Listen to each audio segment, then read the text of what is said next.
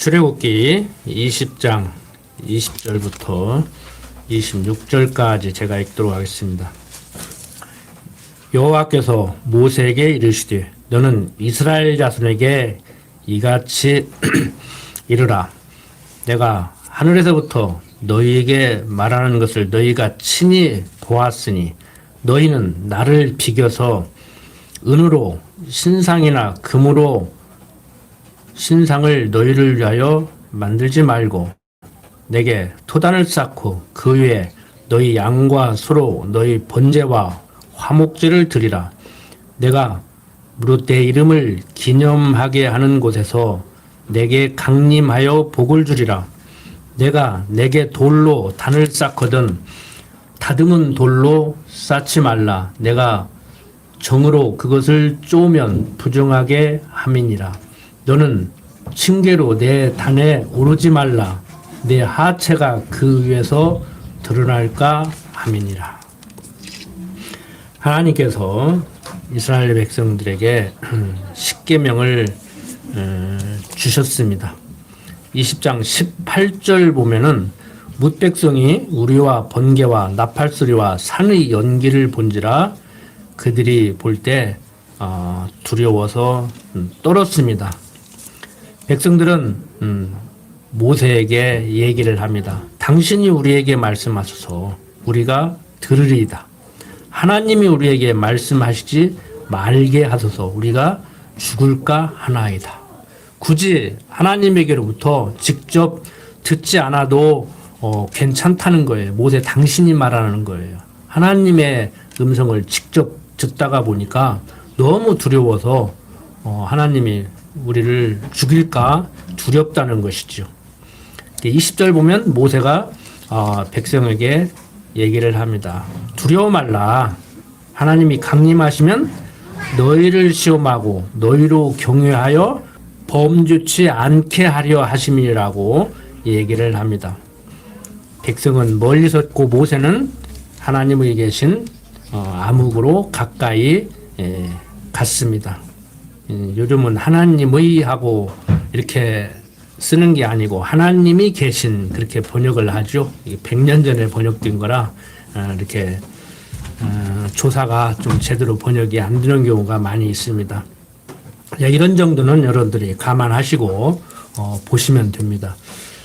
자, 방금 읽은 22절부터 26절까지를 보면은 하나님께서 이스라엘 백성들에게 하나님께 당신께 참된 제사를 드리라고 그 이유는 당신의 이름 여호와를 기억하게 하기 위한 목적으로 그렇게 말씀을 하셨습니다. 그러니까 오늘 사는 우리들도 마찬가지입니다. 하나님이 여호와 되심을 잊지 말아야 돼요. 이걸 잊어버리니까 참 쉽게 가르치려면요, 이건 잘 가르치는 것은 아니지만 당신은 하나님 백성 아닙니까? 하나님 백성은 이렇게 사는 겁니다. 하나님 백성은 그렇게 사는 거 아닙니다. 말도 이렇게 조심해서 하고 행동거지도 이렇게 잘하고 남에게 이렇게 좀 도움도 많이 주고 이렇게 사는 것이 하나님 백성답게 사는 겁니다.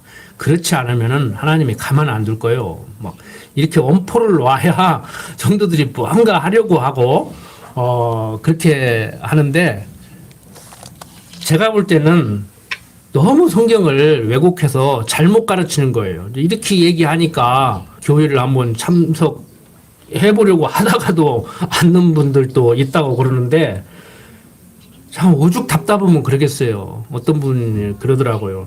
아니라는 얘기는 하지 말고 이것이다고만 얘기해라. 왜 내 얘기하기도 바쁠 건데 남들이 이렇게 얘기하는데 그건 잘못됐다고 얘기하냐 그러는데 분별력이 없다가 보니까 너무 사람들이 분별력이 없는 것 같아서 높아심에서 그렇게 하는 거예요. 하면은 내가 배운 것이 있으면 정확한 잣대를 가지고 있으면 저 사람은 하는데 가 아니지. 저건 잘못된 거야. 이렇게 분별을 할 줄 알아야 되는데요.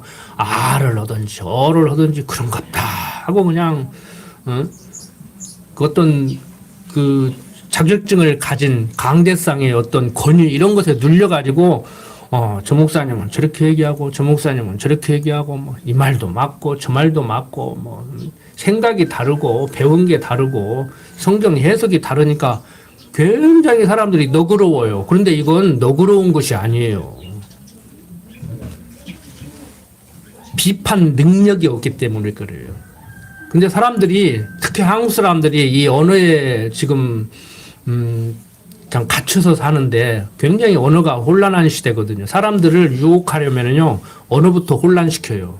그러니까 한 말도 안 했다 그러고 내가 그렇게 말 안 했다 그러고 잘 들으라 그러고 막 네 귀가 문제지 내 입이 문제냐고 그러고 막 그거 막 기억 안 난다 그러고 막 그래 버린다고 사람들이. 그러니까 거기에 놀아나는 거잖아요. 이건 뭐 40만 원 준다고 이 40만 원 주는 게 아니라 주던 것도 막 지금 다 뺏어가 가지고 이 추운 겨울이다가 오는데 경로당 냉난방비도 안 준다고 막 그래가지고 길 곳곳에 프랭카트가 붙였던데 정치적인 얘기를 하려고 하는 게 아니에요. 그 유혹에 속지 말라니까. 세금은 줄이고 복지는 늘린다는데 무슨 돈으로 올 거냐고. 시아버지 돈으로 올 거냐고. 응? 복지 늘리면 내가 세금을 더 내야 되겠구나 생각을 해야 되는데 그런 생각을 안 차나요. 그러니까 여러분들이 성경을 가르칠 때도 마찬가지. 정치인들은 원래 그렇게 생겨 먹었어. 세상 정치인들은 원래 국민들의 귀를 달콤하게 해주려고 해요. 그런데 강대상에서까지 그렇게 하니까 내가 그 꼴은 못 보겠다 이거야. 정치인들은 원래 그렇게 생겨 먹었으니까 그러니 하는데 제가 젊은 날을 허송세월 했고 뭐 100% 허송세월 한 것은 아니지만 그렇게 가르쳤기 때문에 오늘날 제가 있게 돼서 어떻게 보면 고마운 면도 있기는 있어요. 잘 가르쳤으면은 비스듬하게 가르쳤으면 제가 모르고 거기에 푹 빠져 있지. 정말 감사한 것은 저로 하여금 성경을 올바로 깨닫게 만들고 올바로 가르치게 만들고 이제 여러분들이 제대로 받아들여 주셨으면 하는데 그렇지 못한 분들이 있단 말이에요. 그게 이제 안타까운 거지 이제. 근데 그것까지라도 어쩔 수 없어요. 성경이 말하고 있는 대로 그대로 되어져 가는 거니까. 입을 주장해서 전하게 만들고 귀를 주장해서 듣게 만드는데 제 입술은 아무리 제대로 주장을 해서 올바른 소리를 제대로 해도 귀가 지금 제대로 주장이 안 되기 때문에 못 듣는단 말이에요. 그거 하나님이 하시는 일이란 말이에요. 하나님은 제대로 하는데 마귀가 방해를 해가지고 하나님이 지금 제대로 일을 못 하시는 것이 아니고 하나님이 못 듣게 하니까 그런 거란 말이에요. 그러니까 여러분들 입장에서는 그냥 못 듣고 하나님이 못 듣게 해서 못 듣는다. 그리고 자기 합리화 시키지 말고 내 귀는 언제나 제대로 듣게 하실런지 할 수만 있으면 하루빨리 제대로 듣게 하고 제대로 깨닫게 하고 제대로 말하게 하고 제대로 행동하게 하시옵소서 이런 기도가 돼야 되죠. 자, 하나님께서는 이스라엘 백성들에게 이렇게 십계명을 주고 이어서 이제 율례와 규례와 법도를 주십니다. 오늘은 이 십계명을 주신 후에 율례와 규례를 주시는 내용에 대해서 살펴보려고 하는데 전체적으로 좀 구체적으로 살펴보지는 않겠어요. 너무 진부할 수도 있고 전하는 저 자신이 지치더라고. 이걸 한 몇 번 해봤는데 그리고 듣는 분들이 별로 심각하게 그냥 듣지도 않아요. 뭐 이 내용 배워봐야 또 어떻게 보면 현실과 전혀 동떨어진 구약의 제사제도에 대해서 학자들은 연구하기 위해서라도 열심히 공부를 하겠지만 전문적으로 공부를 하지 않는 그러니까 주일날 나와서 예배에 참석해서 이렇게 강론을 듣고 하는 여러분들에게는 뭐 그렇게 구체적으로 뭐 다가오지도 않고 별로 도움도 안 되는 것 같더라고요. 그래서 그냥 개괄적으로만 말씀을 드리고 건너뛰려고 합니다. 십계명 가운데 1계명부터 4계명까지는 하나님과 인간과의 관계를 이렇게 설명하는 내용이고 5계명부터 10계명까지는 인간과 인간 사이에서 일어나는 일을 지금 설명하는 방식으로 하나님 경유하고 살 것을 지금 가르치는데 꼭 그런 것은 아니지만 전반적으로 보면 1계명부터 4계명까지의 내용을 좀 확대 해석하고 부연 설명하고 구체적으로 법을 만들어 놓은 것이 규례예요. 그리고 5계명부터 10계명까지를 좀 이렇게 확대하고 구체적으로 법을 제정한 것이 이제 율례라고 할 수가 있습니다. 그러니까 율례는 기본법에 따른 기본법이라고 하면 10계명이라고 할 수 있죠. 이 기본법에 따른 훈령과도 같은 것이에요. 그러니까 요즘 법에도 헌법이 있고 그 밑에 법률이 있고 그다음에 뭐 시행령이 있고 시행 규칙이 있고 그걸로 안 되면 이제 뭐 대통령령이 있고 이제 그러잖아요. 그것 같이 이제 시행령이라고 이제 할 수가 있는 거예요. 시행 규칙이나 시행령이라고 할 수가 있는 거예요.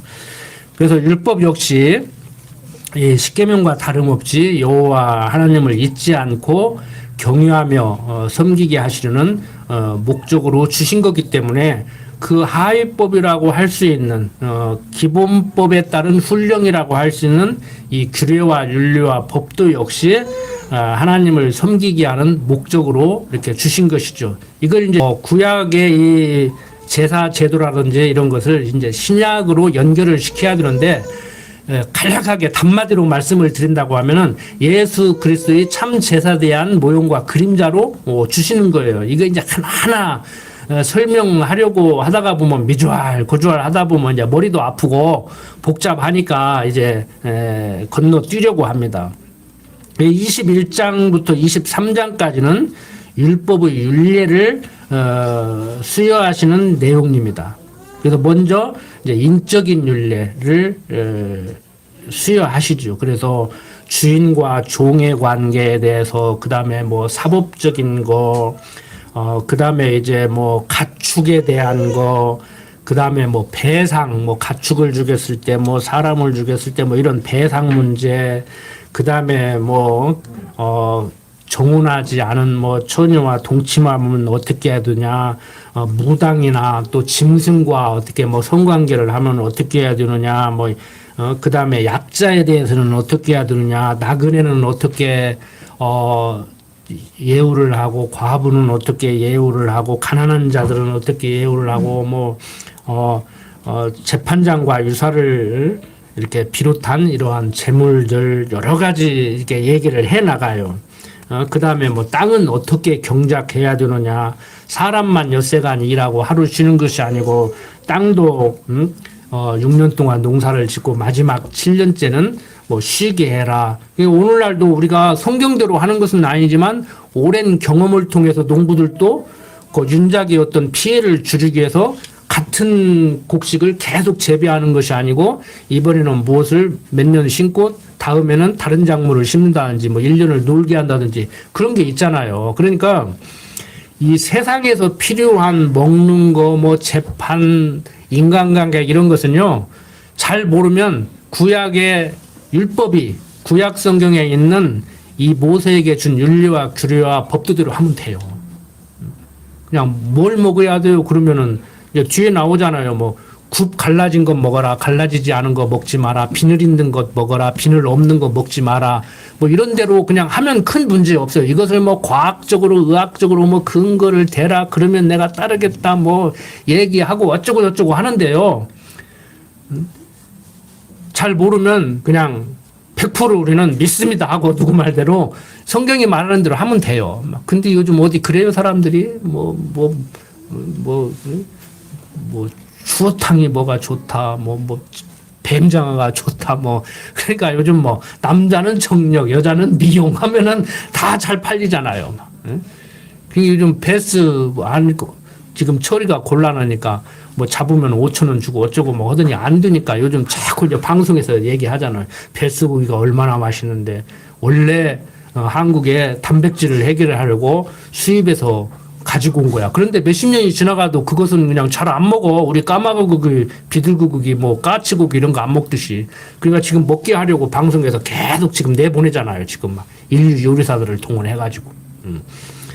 그래서 이 문화라는 것이 바뀌는 것이 쉽지가 않아요. 문화라는 것이. 그래서 제가 말씀을 드렸잖아요. 저는 성경적 기독교 가치관에 의한 구체적인 삶, 문화를 바꾸는 그 운동을 하고 싶은 사람이지, 성경을 물론 잘 가르쳐야 되겠지만 열심히 뭘 하고 지금 이게 중요한 게 아니라고 하는 사람이 그게 되면은 당연히 우리가 생각하는 그런 것은 다 해결이 되겠죠. 근데 이게 하루아침에 안 된다니까. 일반 역사 보니까 문화가 바뀌는데 어떤 문화가 들어오면은 우리 생활이 구체적으로 바뀌는데 한 200년 걸려요. 조선시대 때 그렇게 불교를 때려 부시고 이렇게 유교 문화가 되는데도 한 200년 걸리더라고.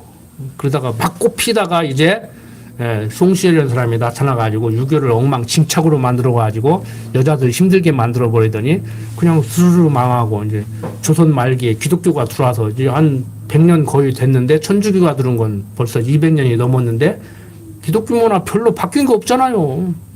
가서 보면은 교회 다닌다니까 일요일날 성경 찬송 가지고 교회 가니까 기독교인인지 알지 저게 절에 다니는 사람인지 교회 다니는 사람인지 유교인인지 몰라.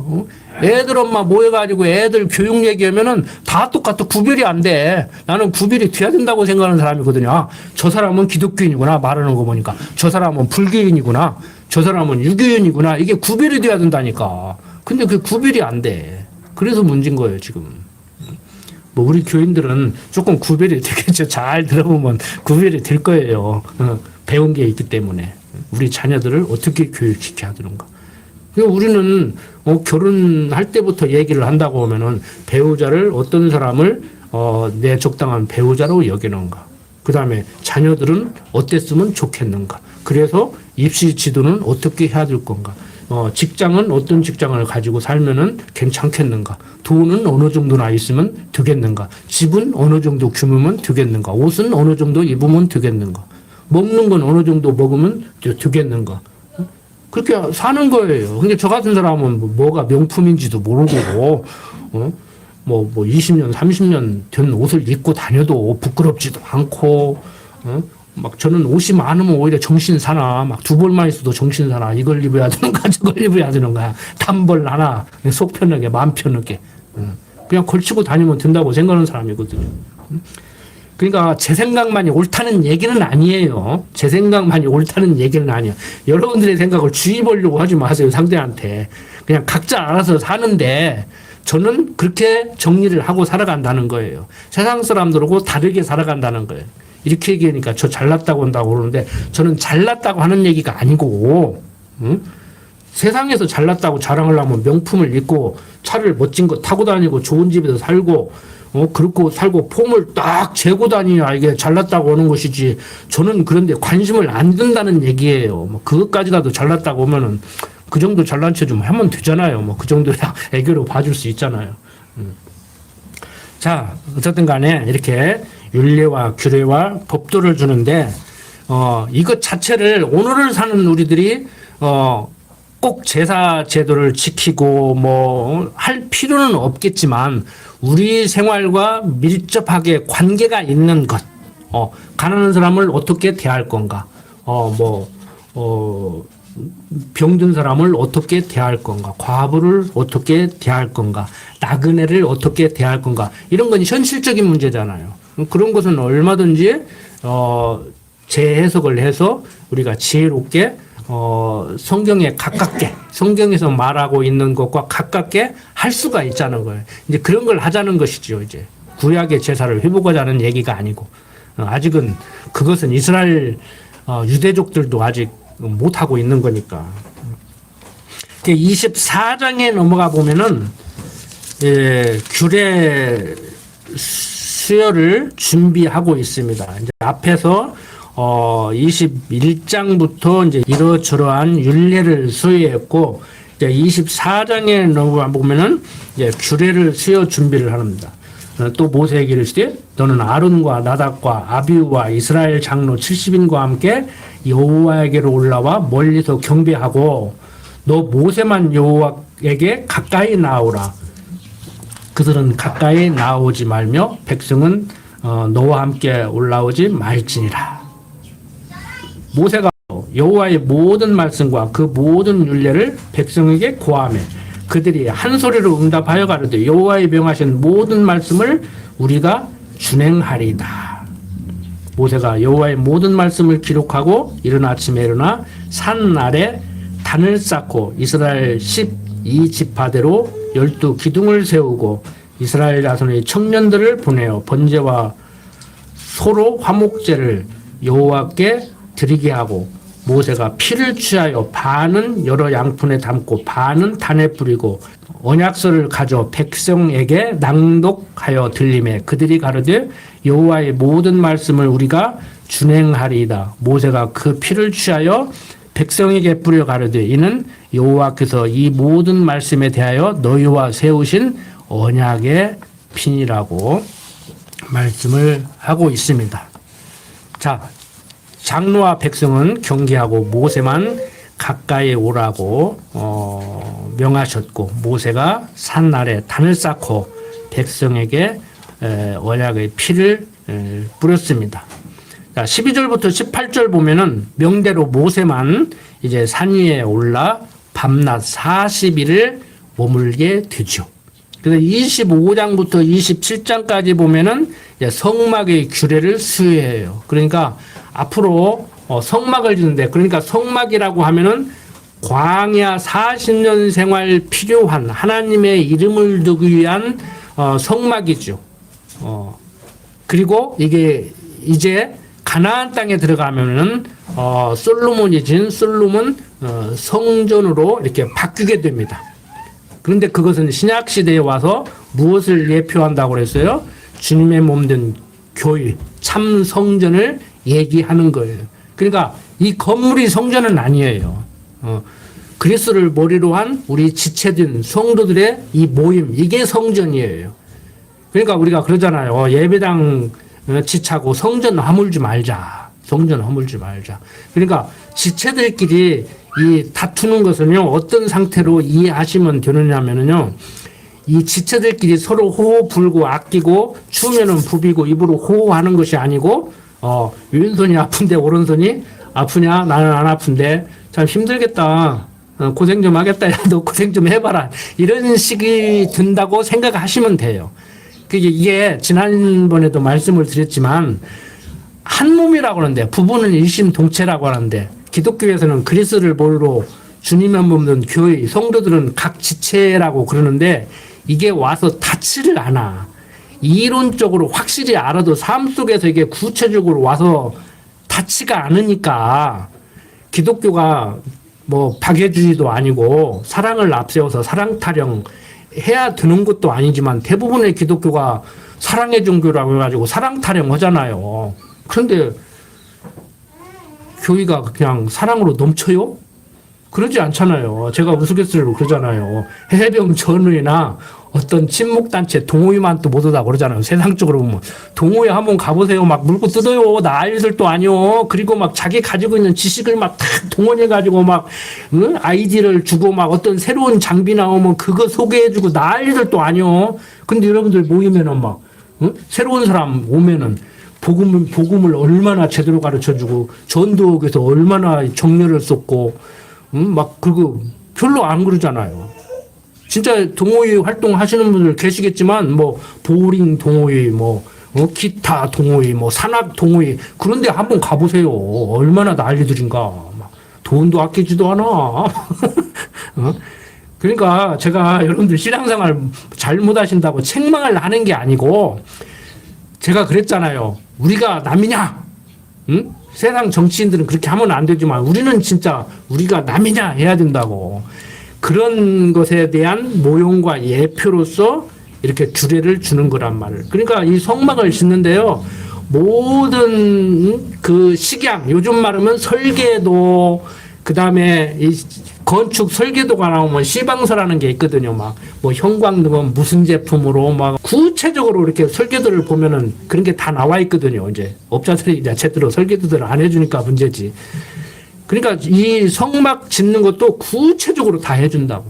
그러니까 이것은 무엇을 얘기하면은 하나님의 작정하시고 예정하신 가운데 때가 되면 이런 사람 저런 사람 다 불러올 것.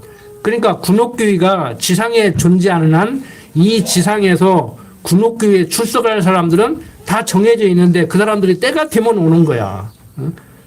그 전도하지 말라는 얘기가 아니고 그때가 언젠지 그가 누군지를 모르니까 우리는 저 사람도 근육교에 오야 될 사람이지 지금 와야 될 사람이지 그런 마음으로 복음을 전하는 것이죠.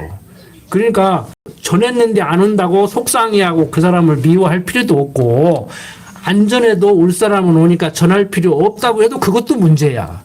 그러니까 우리는 모르니까 하나님이 모르게 했잖아요. 그러니까 오늘 저 사람은 이 시간에 여기에 와야 될 사람이라는 마음으로 열심히 전도하는 것이죠. 하되 실망을 하시지 말라고 안 온다고 해서 때를 얻든지 못 얻든지 열심히 전하라고 그랬잖아요. 자, 성막교례도 바로 그러한 의미가 있다고 생각하시면 됩니다. 그러니까 우리를 도구로 쓰는 거예요. 성막교례 다 줬으니까 앉으면 돼요? 앉아도 돼요? 일해야 되죠. 그리고 그 성막에서 성전에서 다 제사장들은 제사장 일을 하고 백성들은 백성들 일을 하고 뭐 없는 사람은 비둘기 가지고 오고 있는 사람은 양 가지고 오고 더 있는 사람은 소 가지고 오고 제사장들은 백정같이 또 칼로 목을 쳐서 피를 빼서 뿌리고 고기를 태우고 이런 일을 다 한단 말이에요. 우리도 마찬가지잖아요. 하나님이 모든 거 다 하신다고 하려고 하던 사람들도 열심히 하던 사람들도 그러면 아무것도 할 필요 없겠네. 아니 말을 대체 어떻게 듣는 거요? 아무것도 할 필요 없는 것이 아니고 내가 아무리 하려고 해도 하나님이 못하게 하면 할 수 없고 아무리 내가 안 하려고 해도 하나님이 하게 하면 할 수밖에 없다고 저는 그렇게 가르쳤는데 성경을 가르쳐주면 하나님이 모든 걸 다 하신다 우리를 도구로 사용해서 하신다 이렇게 가르쳤는데도 불구하고 열심히 내가 무엇을 해야 된다 하나님과 협력해야 된다 뭐 이렇게 생각했던 사람들은 그러면 아무것도 할 필요 없겠다고 그런다고. 근데 옛날에는 기분이 나빴는데요 요즘은 그렇게만 말해도요 반가워요. 왜? 들었어. 듣기는 들었어. 잘못 들어서 그렇지. 띄엄띄엄 들어서 그렇지. 듣다가 말아서 그렇지. 듣기는 들었어. 반응을 한다는 얘기는 어떻게를 들었든지 간에 들었다는 얘기예요. 제대로 들은 사람은 어떻게 하겠어요? 그래. 오늘부터 열심히 힘을 내서 전도를 해야 되겠구나. 내가 10년 동안 열심히 호주머니 돈 털어서 먹을 거 사들고 가고 그 집에 무슨 일이 있으면은 가서 도와주고 해도 전도가 안 돼서 내가 기진맥진해가지고 낙심해서 전도를 포기했는데 오늘 강목사 성경 가르치는 거 보니까 듣고 보니까 오늘부터 다시 심기일전해서 다시 복음을 전해야 되겠다 이렇게 해야 제대로 들은 거죠. 안 그렇습니까? 응? 하나님께서는 모든 것을 이렇게 구체적으로 하나하나 아마 내 행동 하나하나까지라도 지금 제가 말하는 이 이틀까지라도 다 주장을 한단 말이에요. 직통계시 파들같이 제 입을 지금 주장해서 막 말을 지금 계시를 줘서 하게 하는 것이 아니고 제 입술을 주장해서 저로 하여금 연구를 한 것을 그대로 가르치게 만들죠. 조금 욕심부리면 옆구리로 세가지고 이제 삼천포로 빠질 때도 있지만 그래서 이 성막교례 뭐 제사교례 이런 것은 장차 오실 그리스도를 머리로 그의 지체된 성도들을 불러 모아서 주님의 몸된 교회 참 성전을 지을 것에 대한 예표로서 모형과 그림자로 보여주는 것이다. 근데 이스라엘 백성들은 예수를 그리스도로 믿지를 못하니까 아직도 인정을 못하고 있으니까 예루살렘 성전을 다시 재건해서 거기에서 구약의 제사를 드리려고 지금 계획하고 있단 말이에요. 그런데 거기에 지금 뭐 이슬람교들도 자기들의 성지라고 그러고 그 유대인들도 자기들의 성지라고 그러고 뭐 개신교인들도 자기들의 성지라고 그러고 카톨릭도 자기네들 성지라고 그러고 그런데 지금 이슬람이 거기를 장악하고 있단 말이에요. 그래서 지금 계속 싸우고 있잖아요. 그래서 이스라엘에서 그걸 쫓아내고 예루살렘 성전을 지으려고 하는데 그게 쉽게 안 된다고. 그게 된다고 하더라도 때가 돼서 하나님께서 직회해야 그게 가능하지 지금 국제 정세로 볼 때는 못 건드려요. 이스라엘도 중동을 못 건든다고 함부로. 맘 같아서는 쫓아내고 거기다가 예루살렘 성전을 짓겠지만 그 예루살렘 성전을 지어야 될 그곳을 다들 자기네들 성지라고 거기서 아귀다툼 오고 있으니 그게 쉽게 해결이 되겠냐고. 세상적으로는 세상적인 안목으로 보면은 저게 해결되겠는가 성쉽죠. 그런데 언젠가는 철장곤으로 다 때려 부시고 하면은 그게 해결이 되겠죠. 뭐 한순간에 해결이 될 수가 있죠. 구소련 무너지는 거 보세요. 고르바초프가 그냥 한순간에 구소련 해체해버리잖아요. 그거 모르는 거라니까. 독일 통일은 뭐 계획돼서 뭐 철저히 준비해가지고 됐습니까? 그 공식 석상에서 말 한마디 잘못해가지고 그냥 막 장벽 무너져 버렸잖아요. 우리 남북 통일도 마찬가지예요. 되려면 하루아침에 될 수가 있다니까. 그래서 우리가 세상을 살아가는데도 너무 조급해하지 말고 너무 불안해하지 말고 막 지금 세상 정치가 아니고 죽일 놈 살릴 놈 할 필요도 없어요. 저는 지금 잘 돌아가고 있다고 생각하는 사람 중에 하나니까 때로는 마음에 안 들어가지고 저도 욕도 하기는 하지만 이제 정신 차리고 볼 때는 잘 돌아가고 있다. 대한민국을 사랑하시는 하나님께서 아마 좋게 하면 좋게 했지 육신적으로도 그렇게 나쁘게 할 것 같지는 않아요. 금방 전쟁 안 일어나요. 걱정하지 마세요. 예. 서울에다가 미사일 쏴도 금방 전쟁 안 일어나요. 걱정하지 마세요. 제가 국제정세는 좀 볼 줄 알거든. 자, 계속해서 이제 보면은 건너뛰겠습니다. 이제 율법의 수여가 완료가 되지요. 자,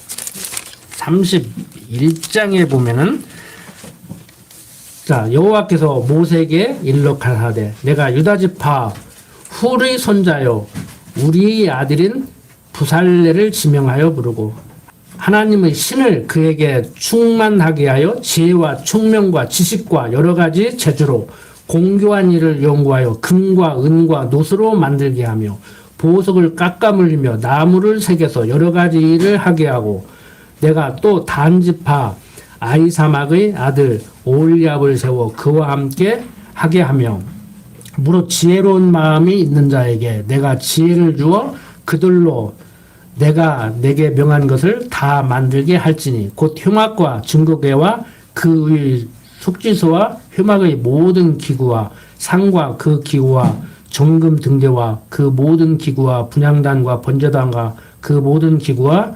물두멍과 그 받침과 제사직을 행할 때 입는 공교의 짠 의복 곧 제사장 아론의 성의와 그 아들들이 옷과 관유와 성소의 향기로운 향이라 무릇 내가 내게 명한 대로 그들이 만들지니라고 말씀을 합니다. 그리고 계속 이어서 12절부터 17절 보면은 백성이 안식일을 지켜 영원한 언약을 삼으라고 말씀을 하죠. 여기에서 안식일 지키라는 것도 다른 거 없어요. 엿새간 일하시고 창조하시고 하루 쉬신 그 여호와 그러니까 하나님을 기억하게 하려는 어떤 한 방법이죠. 그런데 이렇게 안식일을 줬는데 엿새간 이러고 하루 쉬었는데 오늘날도 엿새간 이러고 하루 쉬한다고 하는 사람들 어떻게 닷새간 이라고 이틀 쉬냐 그건 성경적이 아니다고 얘기하는 사람들이 있다고 그랬잖아요. 그래서 한동안 우리나라 이 개혁교회도 시끌시끌했는데 주 5일째 한다고 그래서 성경은 뭐라고 얘기해요? 이 안식이 참 안식이 아니기 때문에 가나안 땅에 들어가서 대적을 몰아내고 하나님 경외하고 살아야 되는데 거기서도 제대로 안식을 못 누렸잖아요. 그 히브리서 기자가 하는 얘기가 그 얘기잖아요. 이스라엘 백성들 안식일을 지키라고 했는데 가나안 땅에서도 제대로 못 지켰다. 그게 참 안식이었으면 왜 또 다른 안식을 얘기했겠느냐. 수고하고 무거운 자들아 내게로 와 너희가 너희를 쉬게 하리라고 하는 그 안식을 너희들이 누려야 될 안식이다. 그 얘기를 하는데 예수 믿으면서 심령의 편안함도 유지 못하고 막 시기, 질투, 분노가 가득 차가지고 막 그러고 살면은요. 엿새가 아니라고 하루 쉬면 못해. 여러분들 몸이 고달프고 머리가 맑아야 좋아요. 머리가 고달프고 몸이 힘들어야 좋아요. 둘 다 편안하면 더 좋죠. 근데 몸도 마음도 고생이죠. 근데 여러분들 제가 가끔 말씀을 드리지만요. 육체 노동 때문에 과로사는 않는다니까. 육체 노동을 어떤 사람들이 생각하듯이 과로사할 정도로 그렇게 심하게 하면요. 근육통이 오고 그래서 일을 못해요. 쉬게 만들어버려. 쉬지 않으면 안 되게 돼서 쉴 수밖에 없어요. 근데 정신노동하면 스트레스 받으면 그냥 과로사해서 그냥 한 방에 간다니까. 하루아침에 가버린다니까요. 그 제가 항상 하는 얘기가 그예요. 육체노동하다가 죽은 사람은 없다. 육체노동하다가 죽은 사람은 없다. 그래서 여러분들 머리가 복잡한 사람은요 몸을 혹사시켜버려야 돼. 맞죠? 나이 드신 분들 그렇게 사셨잖아요. 세상 살다 보니까 그렇게 되잖아요. 머리가 복잡한 사람은 몸뚱아리를 혹사시켜버려야 한다니까. 그러면 잡념이 없어도 잠도 잘 안 몰고. 근데 나이 드신 분들 할 일 없으면 건강하면 나가서 쓰레기라도 줍고 그러라겠다고. 제가 20년 전에 한 말이에요. 대한민국은 앞으로 노인 인구가 들어서 건강한 노인들이 건강하지 못한 노인들을 돌보고 사는 시대가 될 것이다. 그 준비해라. 그런데 정말 그렇게 됐잖아요. 자, 계속해서 보면은 이제 여호와가 친히 쓴 돌로 이 증거판을 만들어 줍니다. 18절 보세요. 여호와께서 시내산 위에서 모세에게 이르시기를 마치신 때 증거판 둘을 모세에게 주시니 이는 돌판이요 하나님이 친히 쓰신 것이더라. 모세에게 친히 쓰셔서 준 이 돌판. 십계명판이에요. 쉽게 말해서. 자, 문제가 32장에 이제 넘어가 보면은 문제가 백성이 모세가 산에서 내려옴이 더딤을 보고 모여 아론에게 이르되 가로되 일어나라 우리를 인도할 신을 우리를 위하여 만들라. 이 모세 곧 우리를 애굽 땅에서 인도하는 사람은 어찌 되었는지 알지 못함이니라. 모세가 40일 동안 시내산에서 안 내려오니까 백성들이 불안한 거예요. 지도자가 없잖아요. 여러분들 아무리 지도자가 엉터리 없는 지도자라도요. 대통령 갑자기 유고되면은요. 나라가 흔들려요. 문제가 돼요. 왜? 최종 결재권자가 없으니까. 그게 행정 시스템이거든요. 아무리 어리석은 지도자라도 그 사람이 있어서 최종 도장을 찍어야 문제가 안 일어난다고. 하나님께서 세상을 그렇게 만들어 놨어요. 그래서 어쩔 수 없어. 마음에 들든지 안 들든지 누가 원해서 그렇게 했든지 간에 우리는 이렇게 국민들이 직접 선거하는 국민들의 대표를 뺏는 민주공화제잖아요. 그래서 내 마음에 들고 안 들고를 떠나서 누군가는 대통령을 해야 된다고. 옛날 왕은 아닙니다. 지금 대통령을 옛날 왕으로 생각하는 분들이 있는데 옛날 왕하고는 달라요. 그런데 뭐 비슷하죠. 굳이 억지로 갖다가 꿰다 붙이기로 하면 비슷하지요. 그 왕은 절대군주지만 대통령은 절대군주가 아니에요. 그러니까 마음에 안 들으면은 바꾼다고. 우리가 또 바꾼 경험도 있고. 자, 지도자가 없으니까 불안해요. 그러니까 형 아론이 겨우 한다는 짓이 어떻게 해요? 백성들이 이제 막 원망을 하죠. 원성이 자자하죠. 모세 지도자 어디 갔냐? 불안한 거예요, 백성들은. 그러니까 아론이 아이디어를 내는데 어떻게 해요? 금부치를 다 가지고 오라고 그래. 이 금부치도 애굽에서 나올 때 하나님이 못 갖고 나가겠으면은 안 만들 건데 또 금부치 다 챙기라고 했잖아요. 애굽에서 나올 때. 근데 이때 쓰려고 챙기라고 온 것 같아. 뭐 유급시에 팔아서 돈 쓰라고 갖고 나오라고 것이 아니고 이 못된 짓 하게 하려고 어리석은 짓 하게 하려고 갖고 나오라고 온 것 같아요. 그래서 아론이 다 금부치 다 모아서 거기서 금송아지를 만들었네. 그래놓고 이 금송아지가 금으로 만드는 금송아지가 우리를 인도할 신이라고 백성들에게 그렇게 선포를 해버린 거예요. 자, 아론이 4절 그들의 손에서 그 고리를 받아 부어서 각도로 새겨 송아지 형상을 만드니 그들이 말하되 이스라엘아 이는 너희를 애굽 땅에서 인도하여낸 너희 신이로다 하는지라. 아론이 보고 그 앞에 단을 쌓고 이에 공포하여 가로되 내일은 여호와의 절일이니라 하니 이튿날에 그들이 일찍 일어나 번제를 드리며 화목제를 드리고 앉아서 먹고 마시며 일어나서 뛰놀더라. 자, 이제 산 밑에서는 이러고 있어요. 모세는 아직 지금 안 내려왔어요. 산 위에서 이제 밑으로 내려가야 될 모세에게 하나님이 뭐라고 하냐. 7절 여호와께서 모세에게 이르시되 너는 내려가라. 내가 애굽 땅에서 인도하여 낸 내 백성이 부패하였도다. 그들이 내가 그들에게 명한 길을 속히 떠나 자기를 위하여 송아지를 부어 만들고 그것을 숭배하며 그것에게 희생을 드리며 말하기를 이스라엘아 이는 너희를 애굽 땅에서 인도하여낸 너희 신이라 하였도다. 여호와께서 또 모세에게 이르시되 내가 이 백성을 보니 목이 곧은 백성이로다. 그런즉 나대로 하게 하라. 내가 그들에게 진노하여 그들을 진멸하고 너로 큰 나라가 되게 하리라고 얘기를 합니다. 밑에서 그러고 있는데 너 내려가 보면 그러고 있을 거다. 내가 가만 안 두겠다 그런 거예요. 내려가기도 전에 그 벌어지고 있는 일을 보게 될 것이라고 얘기를 하죠. 자, 11절 모세가 그 하나님 여호와께 구하여 가로되 여호와여 어찌하여 그 큰 권능과 강한 손으로 애굽 땅에서 인도하여 내신 주의 백성에게 진노하시나이까. 이게 지금 하나님하고 얘기하는 거라고 하면 얘기고 우리가 일반적으로 말하는 기도라고 하면 기도예요. 그러니까 기도를 가르칠 때 뭐라고 얘기해요? 하나님과의 대화라고 그렇게 가르치잖아요. 자, 기도가 이런 기도여야 돼요. 기도를 하지 말라는 얘기가 아니고 기도에 대해서 성경적 기독교 기도에 대해서 가르쳐 드리면 어떤 분들은 하던 기도를 못 하겠다고 하는데 그 하던 기도 제가 알죠. 육신적인 기도, 기복적인 기도. 그거 못 하겠다고 하는데 그건 하지 말아야 되죠. 그런데 성경적 기도는 해야 되죠. 왜? 쉬지 말고 기도하라고 했으니까. 우리에게 공고함을 주는 것은 기도하게 하려고 공고하게 한다고 그랬잖아요. 그러니까 지금 공고하잖아요. 지금 밑에는 지금 금송아님 만들어 놓고 그게 신이라고 섬기고 있고, 그러니 지금 이스라엘 백성들 한 대 이제 두드러 맞을 건데 얼마나 공고해요. 잘못한 것은 잘못한 것이고 잘못해서 두드러 맞으면 그건 공고하잖아요. 잘못한 것까지는 육신적으로는 그렇게 공고하지는 않지. 자기 좋은 대로 했으니까. 근데 일단 두드러 맞으면 공고하잖아요.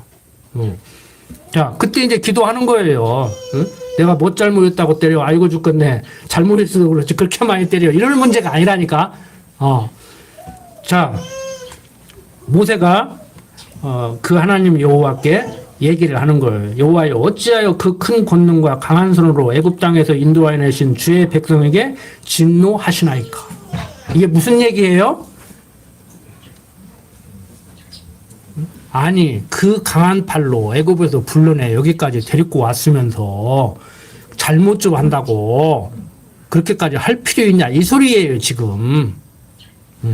자, 어찌하여 애굽 사람으로 이르기를 여호와가 화를 내려 그 백성을 산에서 죽이고 지면에서 진멸하려고 인도하여 내었다 하게 하려 하시나이까.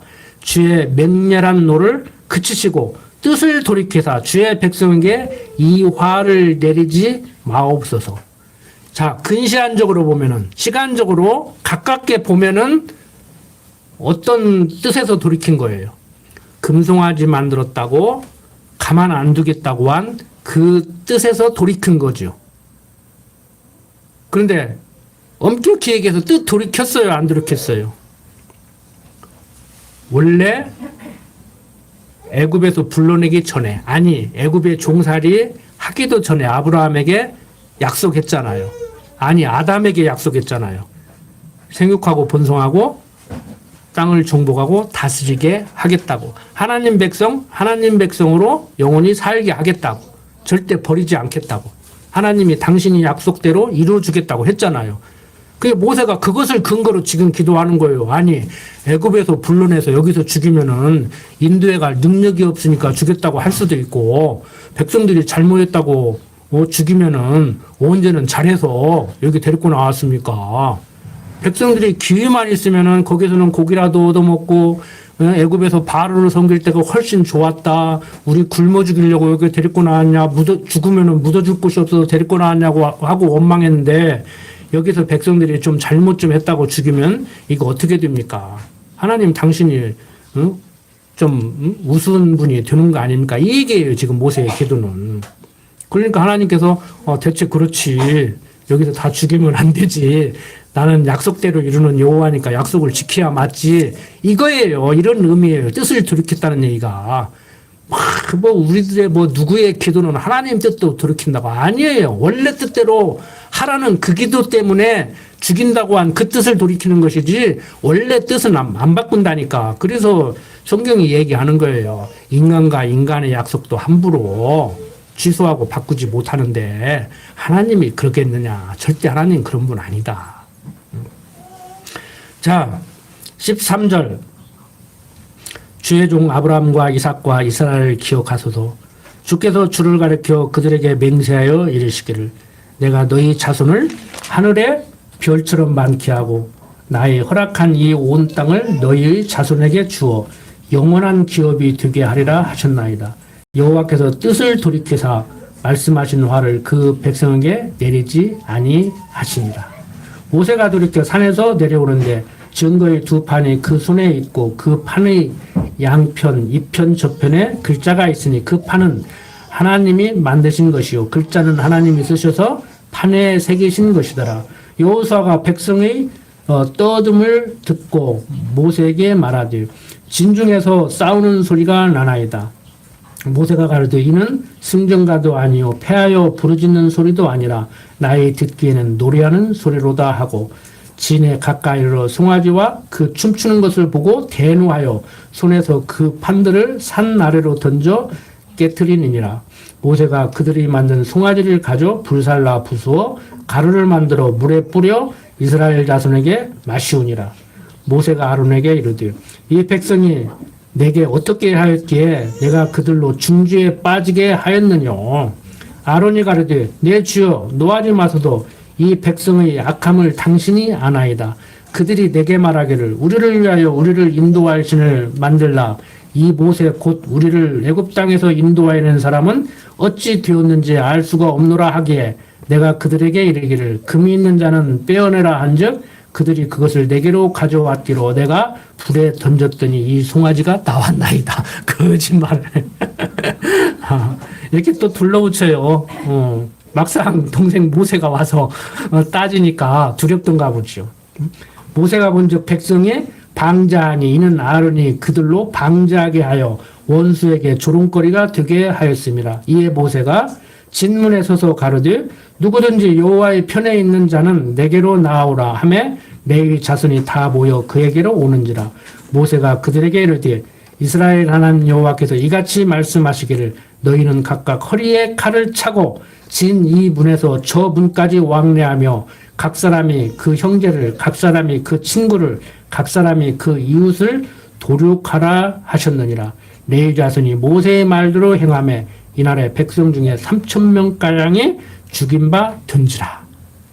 용서해 준다고는 했지만 앞에 보면은 죽이면 안 될 것 같은데 그래도 3,000명가량이 죽지요. 이게 징계예요. 이게 징계. 쉽게 말해서. 모세가 이르되 각 사람이 그 아들과 그 형제를 쳤으니 오늘날 여호와께 헌신하게 되었느니라. 그가 오늘날 우리에게 복을 내리시리라. 이튿날 모세가 백성에게 이르되 너희는 큰 죄를 범하였도다. 내가 이제 여호와께로 올라가니 혹 너희 죄를 속할까 하노라 하고 여호와께로 다시 나아가 여짜오되 슬프도소이다. 이 백성이 자기들을 위하여 금신을 만들어 싸우니 큰 죄를 범하였나이다. 그러나 합의하시면 이제 그들의 죄를 사하시옵소서. 그렇지 않사오면 원컨대 주의 기록하신 책에서 내 이름을 지워버려 주옵소서. 쉽게 말해서 요즘 그 이단들이 자주 써먹는 얘기예요. 뭐 참단도 많이 써먹더라고. 막 생명책에서 막 이름을 지워버린다고. 아니 생명책에 이름을 뭐 지웠다 맘대로 지 맘대로 오나. 하나님은요 생명책에 이름 한번 기록하면 절대 안 지워요. 걱정하지 마세요. 생명책에 이름이 기록되어 있다면. 근데 우리는 기록되어 있다고 전제하고 여기 앉아 있는데 대단히 죄송합니다. 기록이 안 돼 있는 사람도 있을 수 있어요. 오늘 여기 계신 분들은 다 기록이 돼 있을 거예요. 걱정하지 마세요. 그 이상한 데 가는 사람들 가끔 있잖아. 기록되어 안 돼 있으니까 그러지. 나는 기록되어 있다고 확신하지만 내가 그거 기록되어 있는지 안 돼 있는지 봤냐고 생명책을 나도 못 봤지. 이론상으로만 알지. 안 돼 있으니까 그렇지. 돼 있으면 언젠가는 또 돌아와. 꼭 군옥교회로 안 돌아와도 돼. 하나님께로 돌아오면 돼요. 예수께로 돌아오면 돼요. 아유, 성경은 예수가 그리스도이심을 지금 알게 했는데 유대인들은 아직도 예수가 그리스도라고 인정을 안 했는데 언젠가는 예수를 그리스도로 인정할 때가 있다고 그때를 위해서 지금 시기나게 해서 그들도 예수를 그리스도로 믿게 하려고 이방인들은 우리를 예수 믿게 한다고 그렇게 얘기를 하고 있는데 다시 돌아오지요. 군옥교회로 안 돌아와도 된다니까. 예수께로 돌아오면 돼. 자, 제일 궁금하죠? 생명책에 이름이 기록되어 있을까 안 돼 있을까? 어떤 사람 말대로 그대로 할게요. 기록되어 있다고 하면 기록되어 있는 거예요. 그 의심하지 마요. 기록되어 있을까 없을까 자꾸 의심하지 마. 그런 고민을 하는 사람들에게 그 스피노자라는 유명한 철학자가 그렇게 얘기했어요. 야, 우리가 우스갯소리로 도박의 논리라고 그러는데, 야, 너 천국이 있다고 생각하고 예수를 믿고 평생을 교회 출석하고 연부도 하고 봉사도 하고 그렇게 살았는데 천국이 없을 때와 천국이 있기는 어디가 있냐고 호랑방탕하게 예수도 부인하고 교회 출석도 않고 그냥 무신론자로 살다가 천국이 있을 때와 어디다가 걸을래?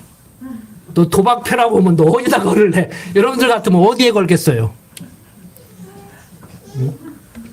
혹시라도 있을지 모르니까 있다고 하는데 거려야지. 뭐 있다고 하는데 거르는데 매주 교회전 출석하면 뭐 뭐든지 시켜? 아, 여기 같이 좋은 데가 어디가 있어? 여기 오면 반갑고 정말 사랑으로 받아들이고 뭐 조금 다툼이 있다가도 뭐 이렇게 좀 풀어지고 그런 게 어디가 있어요? 요즘 세상이 부모 자식도 그냥 나몰라라고 부모 자식 간에 재산 놓고 재판하고 형제한끼리 재판하는 건 아무것도 아니오. 이제 부부 간에 재판하고 막 부자 간에 재판하고 그러는 파인데 이런 곳이 어디가 있냐고. 그래서 천국에 대한 모형이라고 그러는 거예요. 근데 어떤 교회는 얼마나 교회가 엉망인지 그 장로가 그랬대요. 서울에 큰 교회인데 천국이 교회 갔다 오면 난 천국 안 간다고 그랬대. 오지 말라고 그랬지 내가. 나는 싸울 때 싸움을 그래도 가야겠다고 그랬지. 아니 싸움하고 살아도 교회가 좋지? 안 그래요? 자, 뭔 얘기다 이리 가버렸어? 자, 내 책에서 지워버리라. 이게 무슨 소리냐고 하면은 인간들에게 읽고 깨달으라고 인간의 언어로 당대의 언어로 기록했는데 우리는 또 번역본으로 보고 있잖아요. 이게 무슨 얘기냐면은 쉬운 말로 여러분들 이해하기 쉽게 화나면 여러분들 뭐라 그래요? 자식 마음에 안 들으면 뭐라 그래요? 족보에서 빼버린다. 차라리 나가 죽어라. 그러니까 진짜 나가서 죽을 놈한테는 나가 죽으라고 하지 마. 우리 딸은 어렸을 때부터 나가라고 하면 절대 안 나갔어요. 아무리 해도 나가라고 해도 막 문고리 붙잡고 죽어도 안 나간다고. 내가 왜 나가냐고 그랬어. 주일학교 때부터 가르쳐주니까 그러더라고. 응? 맞아 죽어도 막 아빠한테 맞아 죽어도 여기서 맞아 죽는다고 죽어도 한다. 그걸 어떻게 때려 그러는데 어떻게 쫓아내. 하나님한테 그런 배짱이 있어야 된단 말이에요. 응? 그런 배짱이 막 잘못하고 살으라는 얘기가 아니고 그게 확신이지요. 오직 구원에 확신이 없으면 구원파가 생기냐고.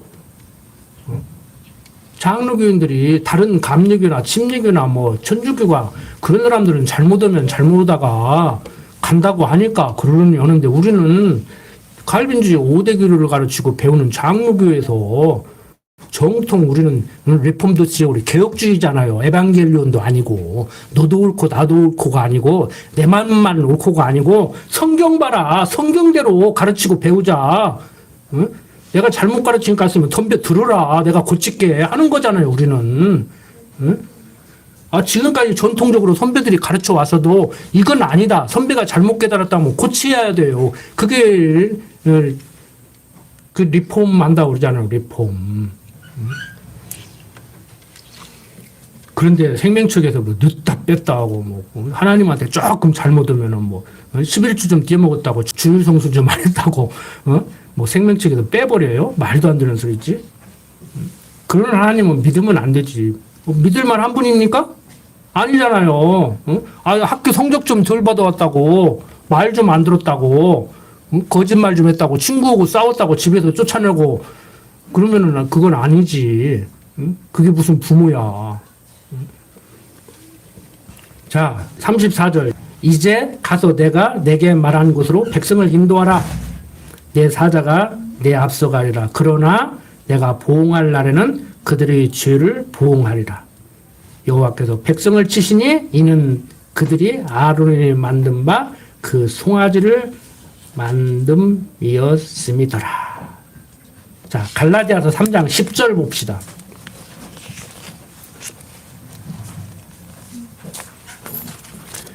갈라디아서 3장 10절 보면요. 무릇 율법 행위에 속한 자들은 저주 아래에 있나니 기록된 바 누구든지 율법책에 기록된 대로 온갖 일을 항상 행하지 아니하는 자는 저주 아래에 있는 자라 하였음이니라. 또 하나님 앞에서 아무나 율법으로 말미암아 의롭게 되지 못할 것이 분명하니 이는 의인이 믿음으로 살리라 하였음이니라. 율법은 믿음에서 난 것이 아니라 이를 행하는 자는 그 가운데서 살리라 하였느니라. 그리스도께서 우리를 위하여 저주를 받은 바 되사 율법의 저주에서 우리를 속량하셨으니 기록된 바 나무에 달린 자마다 저주 아래에 있는 자라 하였습니다. 이는 그리스도 예수 안에서 아브라함의 복이 이방인에게 미치게 하고 또 우리로 하여금 믿음으로 말미암아 성령의 약속을 받게 하려 함이니라. 이게 무슨 얘기예요? 앞에서 율법책에 기록된 대로 온갖 일을 행하지 아니하는 자는 저주 아래에 있는 자라 하였음이라 하니까 최소한 그런 한 문단을 읽어야 글의 내용을 이해할 수 있는 거예요. 내가 말하고자 하는 것이 전달되는 거예요. 그러니까 이게 무슨 소리냐면은 율법대로는 살 수가 없다. 율법 안에서는 우리는 죽음이다. 절망이다. 희망이 없다. 그런데 그리스도에게로 인도하는 몽학 선생이 된 이 율법이 우리를 그리스도에게로 인도가 돼야 우리가 소망이 있는 거다. 율법은 그래서 준 거다. 그러는데 앞뒤 탁 잘라버리고 한두 절 읽고 설교하는 사람들은 무릇 율법 행위에 속한 자들은 저주 아래에 있나니 기록된 바 누구든지 율법책에 기록된 대로 온갖 일을 행하지 않는 자는 저주 아래에 있는 자라 하였음이라를 읽어놓고 설교를 하는 거예요. 보세요. 율법책에 기록된 대로 온갖 일을 항상 행하지 않는 자는 저주 아래에 있다고 안 했습니까? 율법 지키십시오. 그러는 거예요. 이 소리가 아니잖아요. 지금 최소한 10절부터 14절을 읽어야 되지. 그리고 갈라디아 교회에 보낸 편지니까 편지는 한 통을 다 읽어야지. 안 그래요? 응? 편지를 한 통 보내는데 가운데 장만 읽어놓고 돈 보내라고 했구만. 근데 그런 소리 하면 안 되지. 돈을 보내라고 했는가. 이래서 돈을 보내라고 하려고 했더니 옆에 있는 친구가 도와줘서 필요 없게 됐습니다. 걱정하지 마십시오. 이렇게 나올 수도 있는 것이고 안 빌리려고 했더니 이번에 아버지가 꼭 없는 자갈론이라도 저당 잡혀서 밀어줘야 내가 살 수 있습니다. 아들 죽는 꼴 보지 않으려면 없는 자갈론이라도 팔아서 밀어주십시오. 할 수도 있는 거고 끝까지 읽어보라 이거요. 응? 한국말 끝까지 들어보야 다 안다고 그러잖아요. 한국말만 그러는 거 아닙니다. 자, 율법은 그리스도에게로 인도하는 몽학 선생이에요. 그래서 지난주에 우리 배웠잖아요. 율법은 폐하는 것도 아니고 완벽하게 지켜야 되는 것도 아니고 굳게 세워져야 되는 것이다. 지금도 필요해요. 율법. 율법이 있어야 내가 얼마나 죄인인지 그리스도가 아니면은 희망이 없다는 걸 알게 되죠. 근데 오늘 이제 또 두드러 말했잖아요. 모세가 이렇게 때리지 말라고 용서해달라고 때리면 되냐고 그랬는데 3,000명 죽었잖아요. 그건 왜 죽었을까? 히브리서 한번 봅시다. 히브리서 12장 5절 봅시다. 시간이 많이 지났는데 이건 하고 넘어가야겠어요. 12장 5절. 자, 또 아들들에게 권하는 것 같이 너희에게 권면하신 말씀을 잊었도다 일렀으되 내 아들아 주의 징계하심을 경히 여기지 말며 그에게 꾸지람을 받을 때 낙심하지 말라. 주께서 그 사랑하시는 자를 징계하시고 그의 받으시는 아들마다 채찍질 하심이니라 하였으니 너희가 참음은 징계를 받기 위함이라. 하나님의 아들과 같이 너희를 대우하시나니 어찌 아비가 징계하지 않는 아들이 있으리요. 징계는 다 받는 것이거늘 너희에게 없으면 사생자요 참 아들이 아니니라. 또 우리 육체의 아버지가 우리를 징계하여도 공경하였거든 하물며 모든 영의 아버지께 더욱 복종하여 살려 하지 않겠느냐. 저희는 잠시 자기의 뜻대로 우리를 징계하였거니와 오직 하나님은 우리의 유익을 위하여 그의 거룩하심에 참여케 하시느니라. 무릇 징계가 당시에는 즐거워 보이지 않고 슬퍼 보이나 후에 그로 말미암아 연달한 자에게는 의의 평강한 열매를 맺나니 그러므로 피곤한 손과 연약한 무릎을 일으켜 세우고 너희 발을 위하여 곧은 길을 만들어 저는 다리로 하여금 어그러지지 않고 고침을 받게 하라고 말씀을 해요. 그러니까 이 구속사적으로 성경을 보다 보면 어떤 문제점이 생기느냐 하면은 여러분들이 생각하신 분들은 생각을 하셨을 거예요. 자, 이스라엘 백성들 애굽에서 나와서 가나안으로 인도해요. 광야에서 여기서 죽은 3천 명은 천국 갔을까 지옥 갔을까? 그냥 예수 믿고 천국 가는 거 그게 구속사예요. 죄인된 인간을 구속해서 천국 보낸다. 거기에 초점을 맞춰서 보다 보니까 이게 이제 한계가 되는 것이죠. 근데 이것은 아브라함에게 아니 그 전에 아담에게 한 언약을 둘째 아담 그리스도를 통해서 이루실 것을 이스라엘 역사를 통해서 보여준다고 그랬죠. 어떻게 보여줘요? 아브라함에게 언약한 것을 이스라엘 역사를 통해서 봐라. 아브라함에게 언약한 것을 이스라엘 역사를 통해서 내가 약속하고 약속대로 이루어주는 것을 보니까 아담에게 한 언약을 둘째 아담 그리스도를 통해서 이루겠느냐 못 이루겠느냐 이루어주겠지. 믿어. 너희들이 살 길은 오직 그리스도밖에 없다. 이 얘기를 지금 해주기 위한 것이 성경에 담아놓은 하나님의 섭리란 말이에요. 하나님이 구속의 섭리를 하는데 목적을 준 것이 아니고 약속하고 약속대로 이루어주는 언약 성취 섭리를 하시기 위한 방법으로 그리스도를 통한 구속을 해주시는 거란 말이에요. 그러니까 예수 믿는 사람, 택한 백성은 예수 믿게 돼 있어요. 아무나 예수 믿는 것이 아니고 택한 백성이 예수 믿게 돼 있고 예수 믿어야 구원 받는 거 맞아요. 근데 거기에 초점을 하나님이 타락한 인간 구원하기 위한 섭리를 한다는데 목적을 두고 설명을 하다가 보면은 3천 명 어떻게 되는 거야? 모세는 천국 갔어 못 갔어? 이러고 이제 질문이 나오는 거예요. 그게 구속사의 한계라고. 뭐 신학적인 얘기면 머리가 이제 아프실 건데 여러분들이 성경 공부를 많이 하신 분들은 신학 공부하지 말라고 해도 신학 단계를 공부하시게 돼요. 본인 스스로가. 뭐 신학교 가서 공부하는 게 아니고 여러분들 스스로가 신학을 공부하시게 된다고. 스스로 정리를 하게 된다고. 저 사람은 왜 저렇게 말하지? 저렇게 말하면 성경과 이게 상충이 되는데 그리고 성경 해석을 이렇게 하면 여기하고 저기하고 앞뒷말이 안 맞는데 그러니까 학자라는 사람들이 뭐 동전의 양면 같다느니 대놓고 성경은 이율배반이라고 그래. 성경이 이율배반이면 성경 공부하면 안 되죠. 앞뒷말도 안 맞는 것을 무엇으로 공부해. 응? 조그마한 석사 논문, 박사 논문도 앞뒷말 안 맞으면 그쳐버리는데 통과 안 시키는데.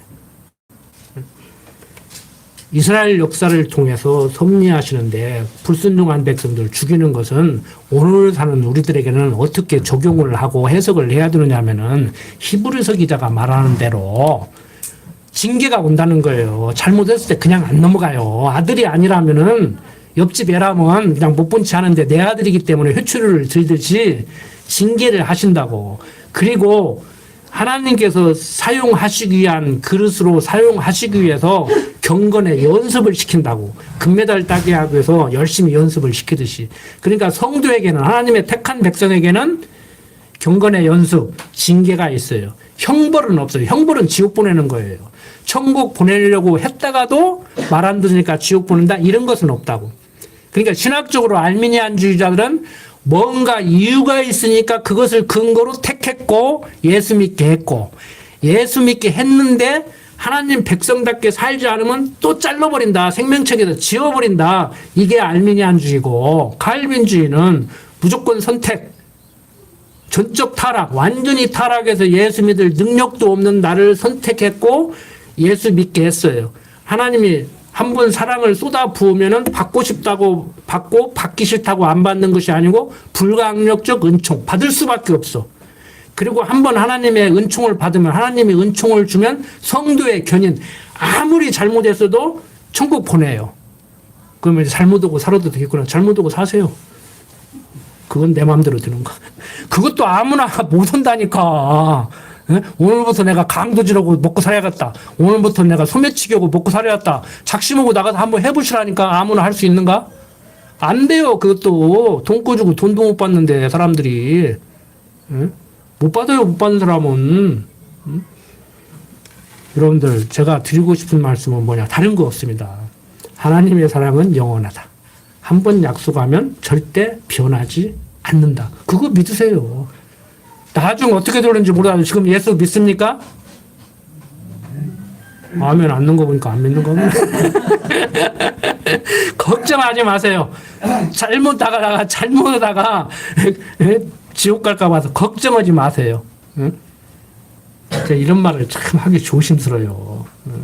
이러다가 매주일 교회도 자주 습관적으로 빼먹고 연보도 잘 안 하고 봉사도 잘 안 하고 그럴까봐 조심스러운데 성경 가르쳐 줘야지. 치사하게 교회 잘 나오게 하려고 돈 좀 몇 푼 더 내게 하려고 거짓말하면 안 되잖아요. 성경대로 가르치고 성경대로 배우고 성경대로 알고 성경대로 믿읍시다. 기도드립니다. 아버지 하나님, 되어져가는 모든 일들 하나님이 작정하시고 예정하신 가운데 섭리하신다고 이론적으로는 배워서 알고 있지만 연약한 육신이 항상 우리를 괴롭히고 있습니다. 바울이 그랬듯이 마음은 원이로되 육신이 약해서 때로는 시기하고 질투하고 속상해하고 상대에게 상처받는 말을 하기도 하고 또 상처를 받기도 합니다. 그때마다 말씀 생각나게 하셔서 그리스도를 머리로 지체된 성도의 삶을 살아야 된다는 것을 항상 깨닫게 해주시옵소서. 그렇지 못함을 깨닫고 그리스도의 보혈 공로를 항상 감사하며 살아가게 하여 주시옵소서. 부족한 종 예수님 이름으로 기도드립니다. 아멘.